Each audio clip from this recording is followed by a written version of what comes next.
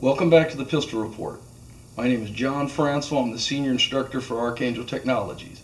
And in our last video, we stepped away from our regularly scheduled self-defense training to discuss use of force in different states and the laws that apply.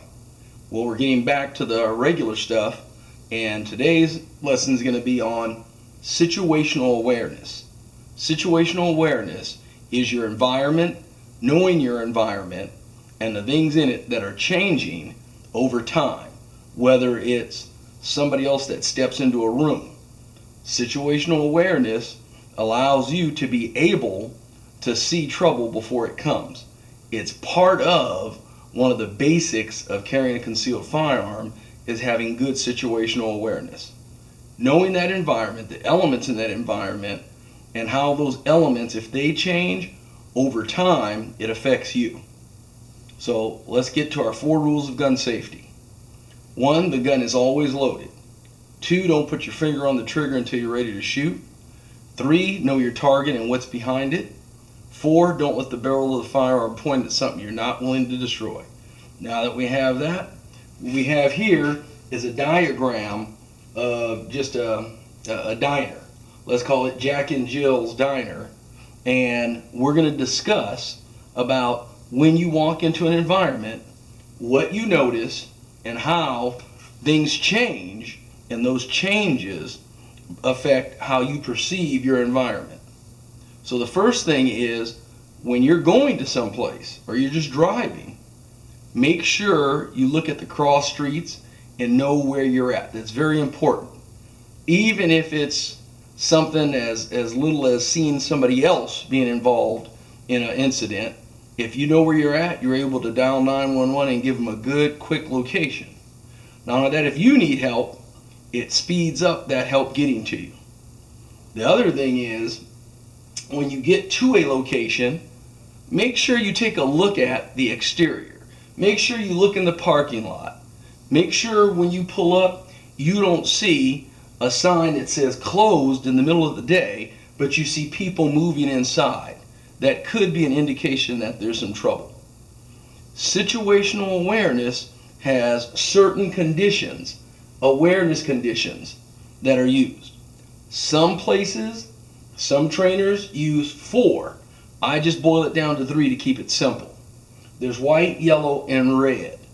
White is when you're totally distracted, you're not paying attention to the environment around you.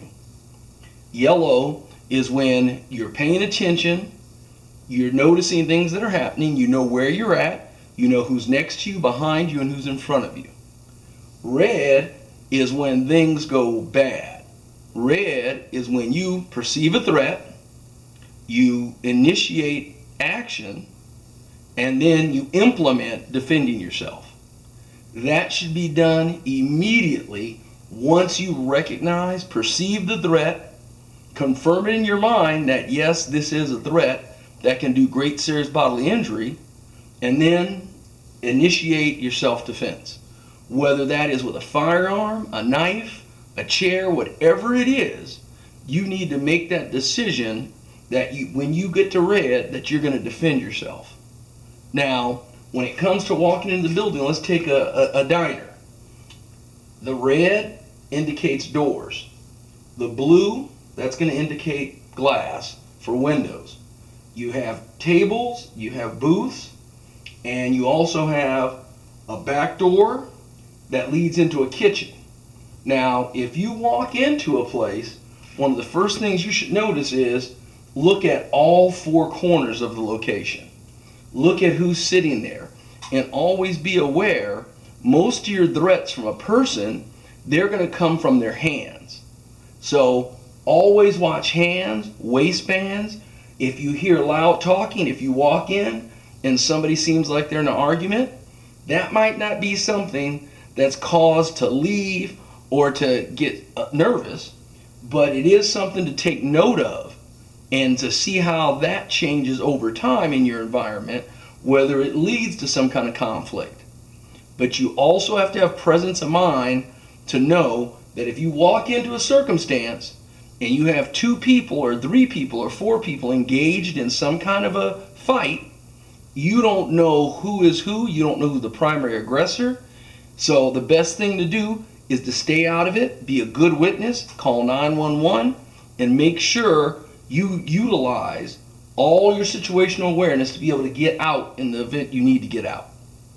After that, one of the things is to always notice where the front door is, and you should know there is a back door leading in. In most businesses, that's a requirement. Then you have your restrooms. Most restrooms, some places have a window, some places they don't. So when I seat myself in a diner or a restaurant, I try to sit at one of the chairs or booths that's facing the front door, because that's primarily where your threats are going to come from. However, if I'm not able to, and I'm not going to insist on trying to keep moving around so I can get a better view of the front door, use your environment. Use the elements in your environment. One of the things I do is I like restaurants where they serve hot tea in the nice stainless steel teapots, because if I'm sitting facing the rear door, I can put that teapot on my right hand side and have something that's reflecting images and reflecting movement behind me. Also, depending on the ambient light outside, panes of glass and windows inside will also give you a reflection of the interior. If the light outside isn't where it's going to work for you, then you know somebody from the outside can see you. So if that's the case and it's at night, I choose to sit someplace away from a window. Now, some places have lights outside so you can see the parking lot. Pay attention to any change in your environment, because those changes could indicate that something worse is going to happen. Until next time, we'll continue this. Take care.